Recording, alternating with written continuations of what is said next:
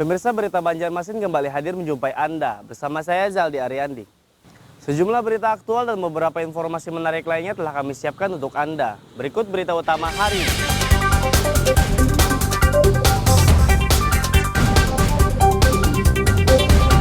Tiga tersangka pencurian di kota Banjarbaru ditangkap polisi.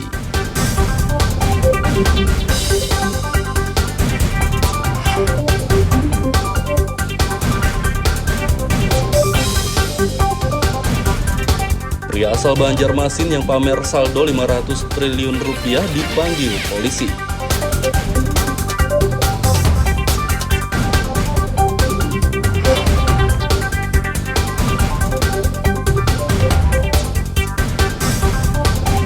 Murid TK, SD, dan SMP di Banjarmasin dilarang bermain lato-lato di sekolah.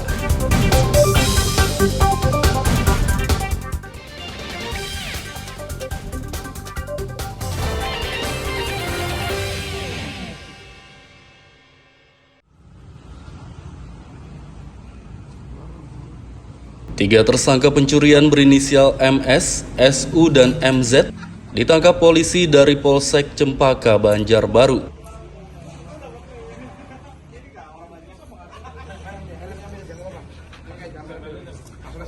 MS dan SU merupakan tersangka pencurian rumah kosong, sedangkan MZ pencurian kendaraan bermotor curanmor.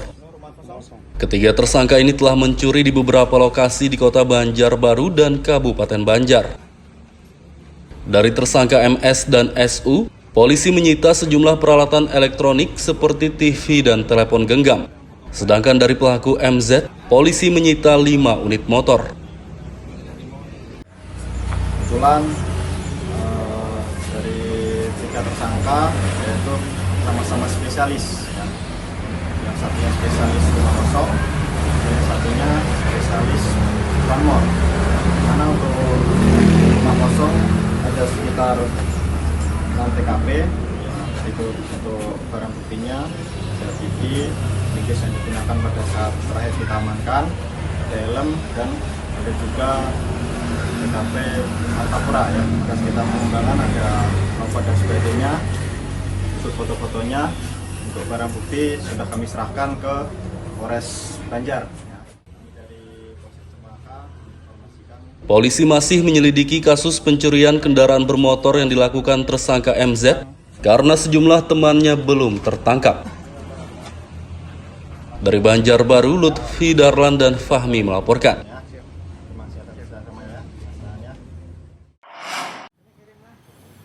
Yang ini lu langsung ke anu bang? Pria viral asal Banjarmasin Muhammad Amin yang memamerkan saldo tabungan 500 triliun rupiah dipanggil polisi. Bang Ayah itu Bang Ayah. Bang Ayah.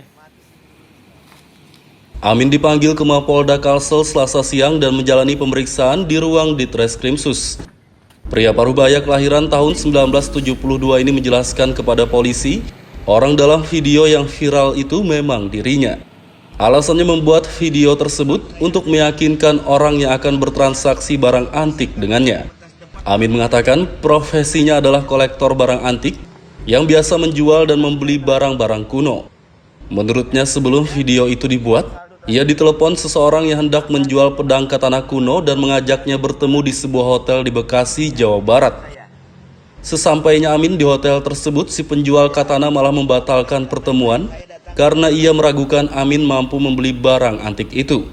Amin meyakini si penjual katana adalah penipu karena mematok harga yang sangat mahal untuk katana tersebut, yakni 450 triliun rupiah. Selain itu, si penjual katana juga meminta Amin membawa uang tunai 10 miliar rupiah jika ingin bertemu.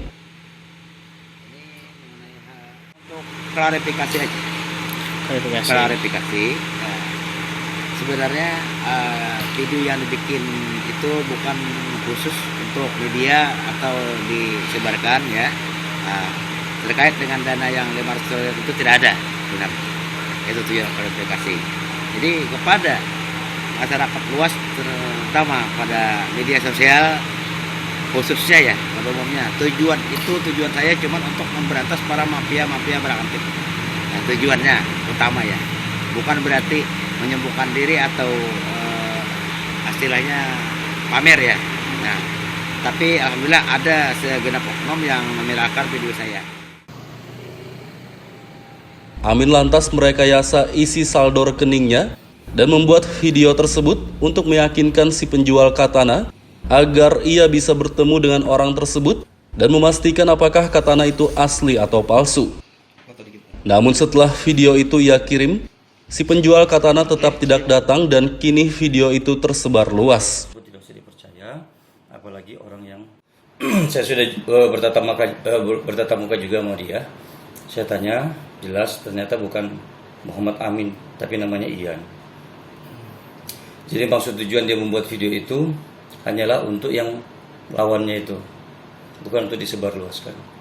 Tapi sudah saya sampaikan bahwa video tersebut bagaimanapun juga jadi bahan pergunjingan masyarakat luas, jadi konsumsi publik akhirnya. Tadi saya sarankan kepada yang bersangkutan untuk buat video yang mana isinya adalah pernyataan dari yang bersangkutan kepada masyarakat luas bahwa video itu tersebut adalah tidak benar dan minta permintaan maaf kepada masyarakat. Setelah memastikan saldo tabungan 500 triliun rupiah itu hanya rekayasa, polisi meminta Amin membuat video klarifikasi. Pria Parubaya ini tidak dihukum karena video viral pamer saldo tabungan tersebut bukan disebarluaskan olehnya. Dari Banjarmasin, Lutfi Darlan dan Hafiz Rahman melaporkan.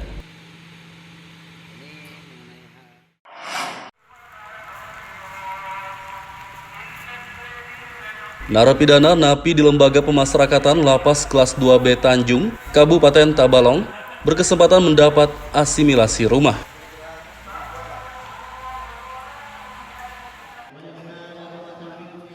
Kepala Lapas, Heru Yuswanto mengatakan pihaknya akan menyosialisasikan program asimilasi rumah tersebut kepada para napi.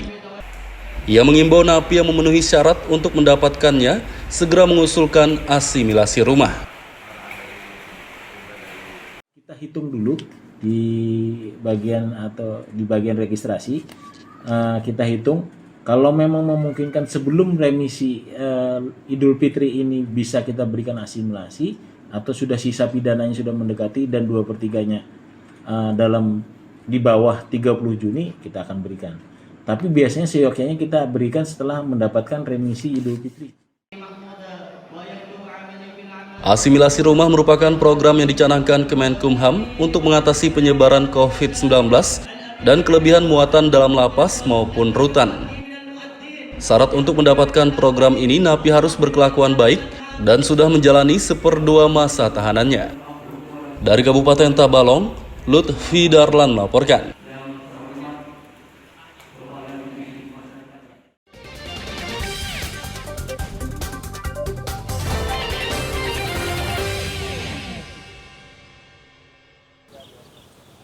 Pemirsa masih bersama kami dalam Berita Banjarmasin. Bagi Anda yang baru bergabung, berikut Berita Banjarmasin utama hari ini.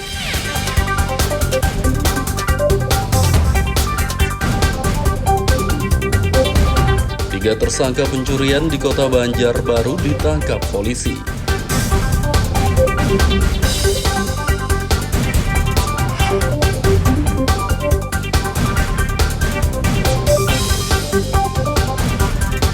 Pria asal Banjarmasin yang pamer saldo 500 triliun rupiah dipanggil polisi.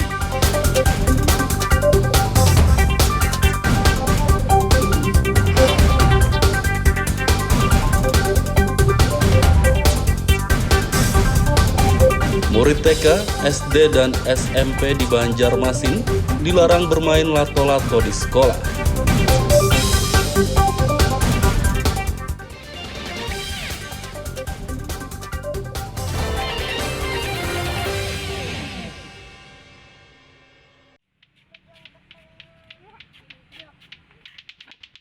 Murid sekolah tingkat TK, SD, dan SMP di Kota Banjarmasin dilarang bermain lato-lato di sekolah.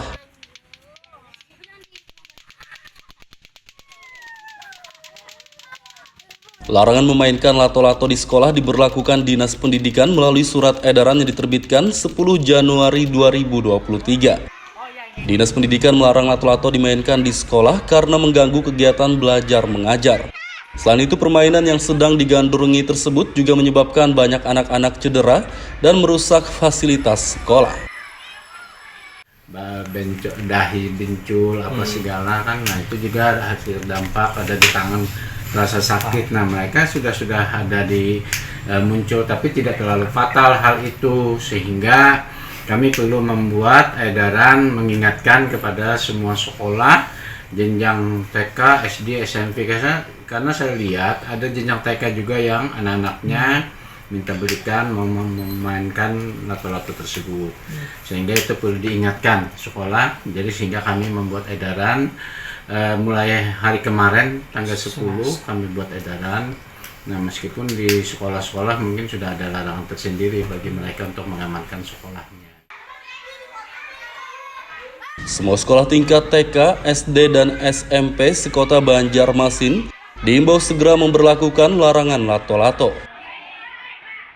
Dari Banjarmasin, Lutfi Darlan dan Hudail melaporkan.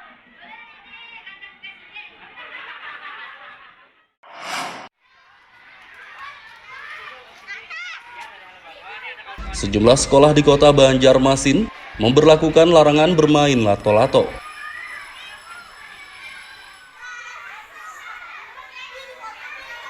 Salah satu sekolah yang sudah memberlakukan larangan ini adalah SDN Sungai Jingah 5, kawasan Banjarmasin Utara. Kepala sekolah Marliani mengatakan pihaknya sudah memberlakukan larangan tersebut sebelum Disdik mengeluarkan surat edaran. Menurutnya lato-lato memang berdampak kurang baik bagi murid dan mengganggu kegiatan belajar mengajar. Jadi ada beberapa siswa yang membawa ini ke sekolahan, dan ini membuat ada beberapa anak yang tangannya bengkak. Nah kemudian memainkan pada saat jam pelajaran. Jadi saat itu saya putuskan sebagai pimpinan di sini sudah tidak boleh lagi membawa. Dan sekarang keluar surat edaran dari Dinas Pendidikan, alhamdulillah malam akan memperkuat. Bu, kemarin sempat juga ada razia atau gimana Bu? Sempat merazia muridnya membawa lato-lato atau gimana? Akan memastikan imbauan pian dijalankan. Iya, jadi instruksi ke semua wali kelas dan guru makro juga mengecek siswanya, setiap siswa bagi yang membawa lato-lato langsung disita dan dikembalikan. Marliani menambahkan murid SDN Sungai Jingah 5 yang kedapatan membawa lato-lato akan diberi sanksi, yakni lato-latonya disita. Dari Banjarmasin, Lutfi Darlan dan Hudail melaporkan.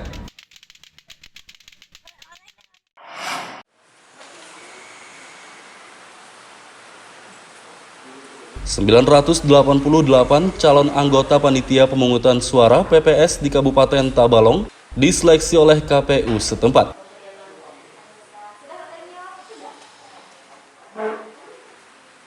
Seleksi anggota PPS berlangsung selama 2 hari, yakni 10 hingga 11 Januari 2023, bertempat di SMK Negeri 1 Murung Pudak. Dalam seleksi ini, para peserta harus menjawab 75 soal tentang pengetahuan dasar, pengetahuan kebangsaan, dan pengetahuan kepemiluan dalam waktu 90 menit. Ketua KPU Ardiansah mengatakan, setelah seleksi ini para peserta yang lolos akan melanjutkan tes wawancara pada 18 hingga 20 Januari mendatang. Nanti setelah proses seleksi tertulis ini kita laksanakan, kita akan menjaring 6 orang di tiap desa atau kelurahan. Nah, untuk mengikuti seleksi selanjutnya yaitu wawancara. Dan setelah proses wawancara kita akan melaksanakan penetapan PPS yang terpilih, yaitu 3 yang terpilih dan 3 yang menjadi VAW-nya.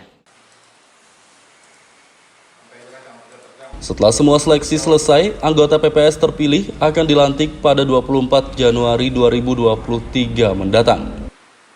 Dari Kabupaten Tabalong, Lutfi Darlan melaporkan.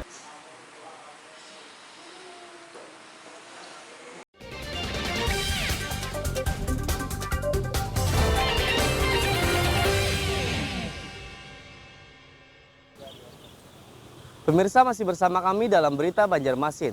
Bagi Anda yang baru bergabung, berikut Berita Banjarmasin utama hari ini.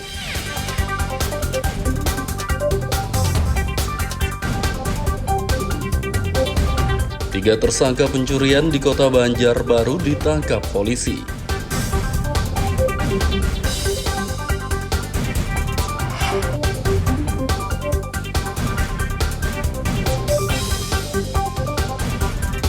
Pria asal Banjarmasin yang pamer saldo 500 triliun rupiah dipanggil polisi.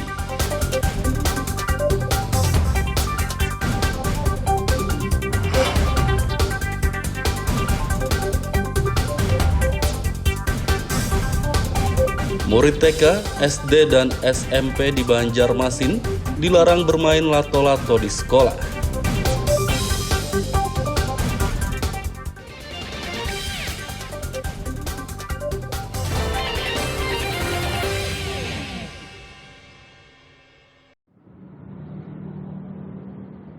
Puskesmas Jaro di Kecamatan Jaro, Kabupaten Tabalong akan direlokasi pemerintah setempat.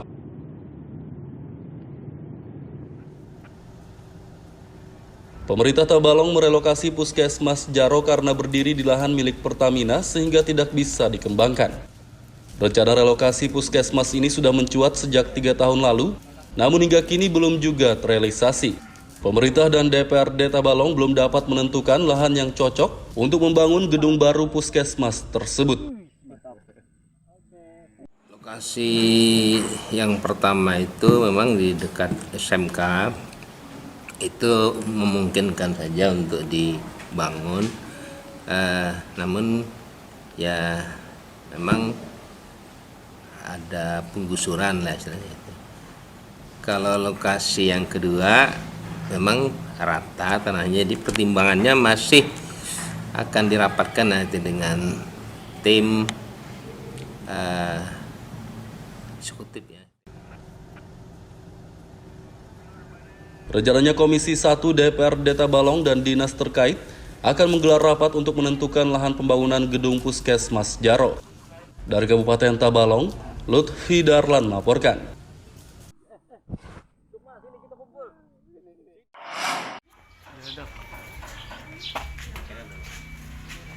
Pelayanan KTP jemput bola kembali dijalankan Dinas Kependudukan dan Pencatatan Sipil Disduk Capil Banjarmasin.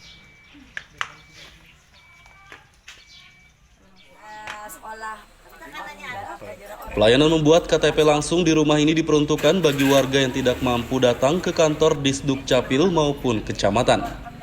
Adapun kategori orang yang berhak atas pelayanan ini diantaranya orang sakit parah, ODGJ, dan penyandang disabilitas. Yang hari ini itu ada yang Down syndrome, ada yang ODGJ, ada juga. Emang ada target dari Disduk Capil sendiri Pak untuk perekaman ODGJ di Banjarmasin? Untuk target tuh tidak ada, cuma untuk biasanya warga yang melapor aja, yang kita misalkan ada RT yang melaporkan ada warganya yang perlu kita rekam KTP-nya, orangnya yang kada bisa ke kantor atau kecamatan itu, untuk capil atau kecamatan itu yang kita datangi. Persyaratan untuk mendapatkan pelayanan KTP jemput bola hanya perlu melapor ke kantor kecamatan atau Disduk Capil. Dari Banjarmasin, Lutfi Darlan dan Hudail melaporkan.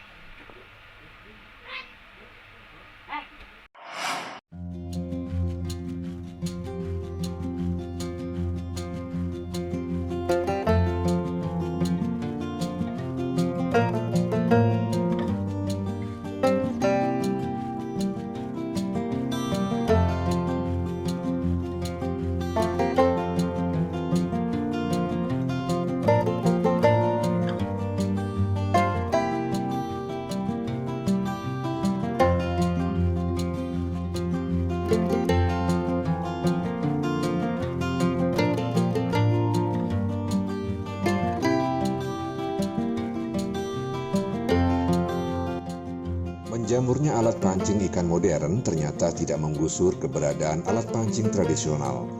Alat pancing berbahan bambu ini tetap diminati oleh para pemancing di Kalimantan, dan usaha pembuatannya tetap berjalan dan cukup menjanjikan.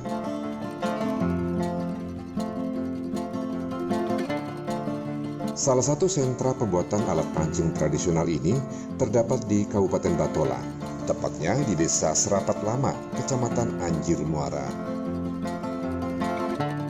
Usaha pembuatan alat pancing di desa ini ditekuni oleh puluhan petani dan merupakan usaha yang dijalankan secara turun-temurun.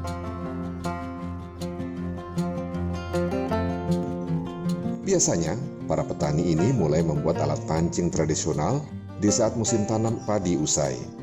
Cara pembuatan alat pancing tradisional berbahan bambu ini adalah petani terlebih dahulu menebang bambu yang berumur cukup tua dan berukuran yang sesuai dengan alat pancing. Proses pembuatannya cukup mudah. Bambu yang telah ditebang dibersihkan dari ranting dan daun-daun, kemudian dijemur selama 1 minggu.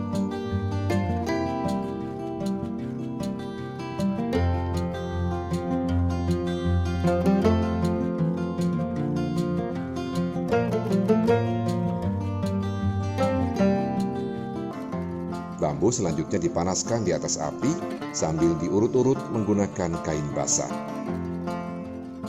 Pada tahap ini ada teknik khusus yang harus dikuasai. Bila cara atau tekniknya salah, saat diluruskan sambil dibakar, bambu bisa patah atau hangus.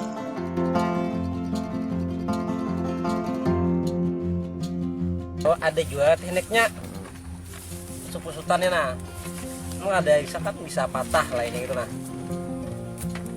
Tahu ada pas di terlalu panas mungkin juga.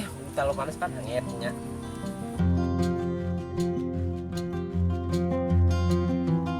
Harga alat pancing tradisional dari bambu ini berkisar antara Rp120.000 hingga Rp130.000 per ikat. Biasanya, tiap ikat berisi 50 batang.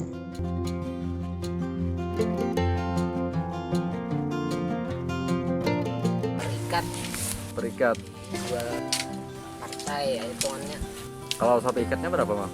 Satu ikat tuh kanannya bisa 130. Bisa 125, 2.500 kanannya segede. Isinya 50 batang lah. 50 batang.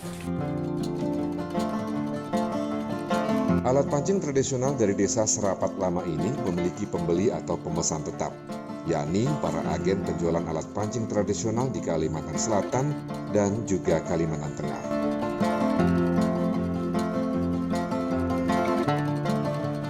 Demikian laporan Muhammad Lutfi Darlam dari Batola.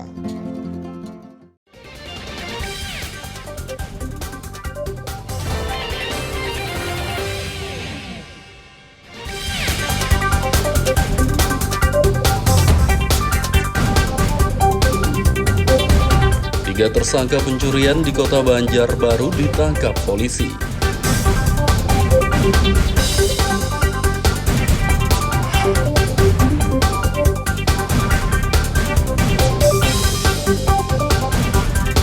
Pria asal Banjarmasin yang pamer saldo 500 triliun rupiah dipanggil polisi.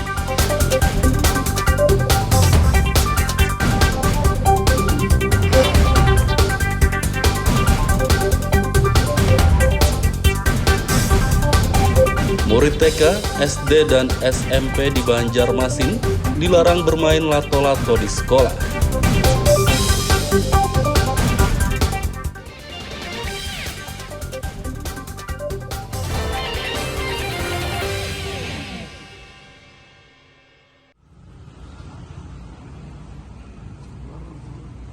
Tiga tersangka pencurian berinisial MS, SU, dan MZ ditangkap polisi dari Polsek Cempaka, Banjarbaru.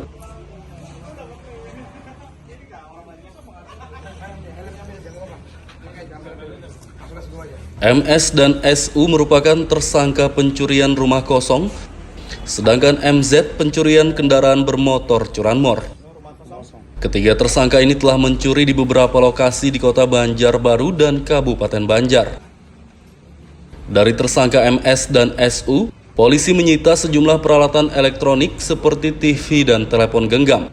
Sedangkan dari pelaku MZ, polisi menyita 5 unit motor. Kebetulan dari tiga tersangka yaitu sama-sama spesialis, ya. Yang satunya spesialis rumah kosong, dan satunya spesialis one more. Karena untuk 50 ada sekitar 6 TKP, itu untuk barang buktinya, CCTV, bingkis yang digunakan pada saat terakhir kita amankan, ada helm, dan ada juga TKP Martapura ya. Dan kita mengembangkan ada nomor dan sebagainya, untuk foto-fotonya. Untuk barang bukti sudah kami serahkan ke Polres Banjar. Polisi masih menyelidiki kasus pencurian kendaraan bermotor yang dilakukan tersangka MZ karena sejumlah temannya belum tertangkap. Dari Banjarbaru, Lutfi Darlan dan Fahmi melaporkan.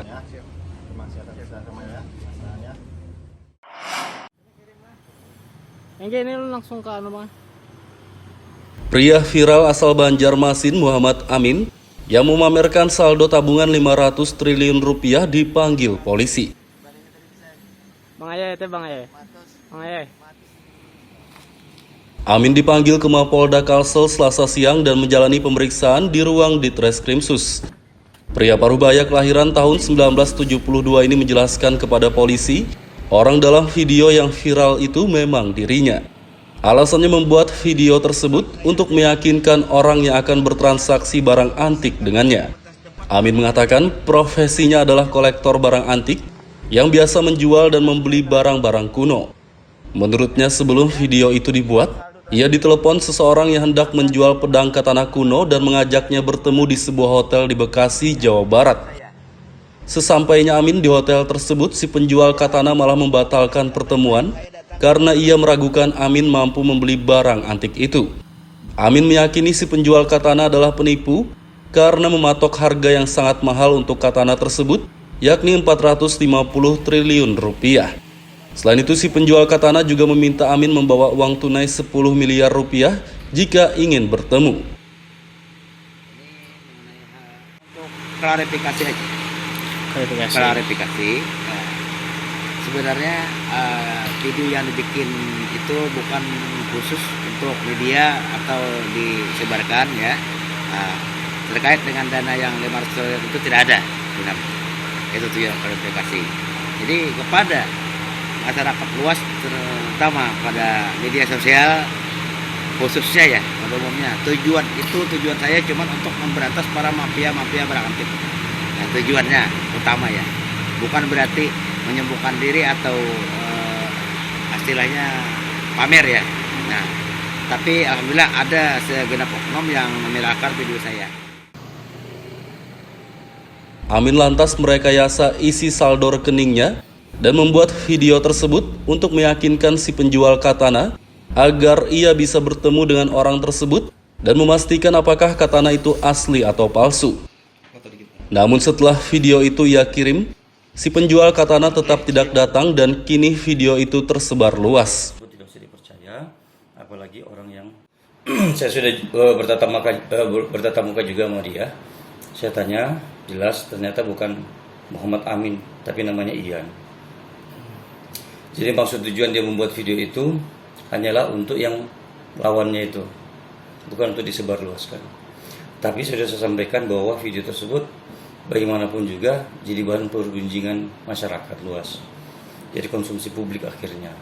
Tadi saya sarankan kepada yang bersangkutan untuk buat video yang mana isinya adalah pernyataan dari yang bersangkutan kepada masyarakat luas bahwa video itu tersebut adalah tidak benar dan minta permintaan maaf kepada masyarakat.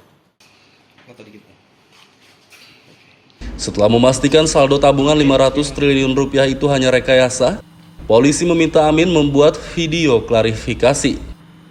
Pria Parubaya ini tidak dihukum karena video viral pamer saldo tabungan tersebut bukan disebarluaskan olehnya. Dari Banjarmasin, Lutfi Darlan dan Hafiz Rahman melaporkan.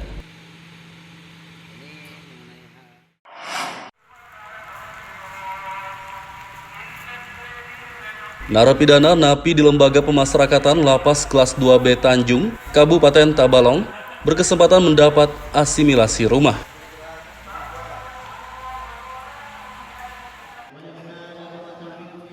Kepala Lapas, Heru Yuswanto mengatakan pihaknya akan menyosialisasikan program asimilasi rumah tersebut kepada para napi. Ia mengimbau napi yang memenuhi syarat untuk mendapatkannya segera mengusulkan asimilasi rumah.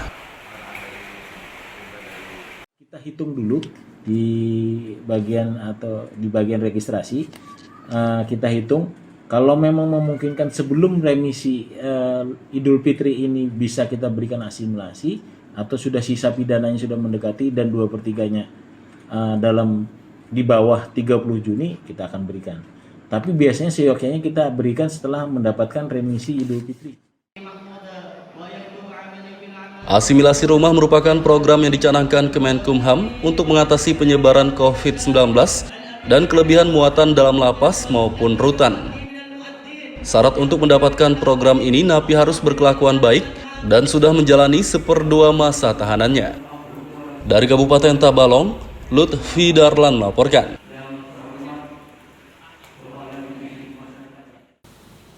Pemirsa, informasi tadi sekaligus menutup perjumpaan kita kali ini.